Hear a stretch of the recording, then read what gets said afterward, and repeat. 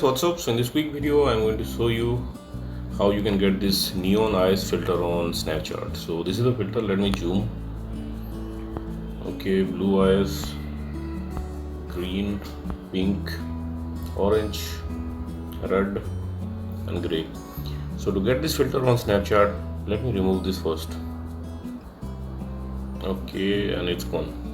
To get this filter on Snapchat, what you can do, you can visit this website. Link to this website I'll give in the description box below. Here in this website you will see the snap code for this filter. If you are browsing this website in your laptop or PC, you can scan the snap code with your Snapchat mobile app. And if you are browsing this website in your mobile, just tap on the snap code and open it with Snapchat. And you will see this pop up on Snapchat, unlock for 48 hours. Tap there. And there you go, you got the filter.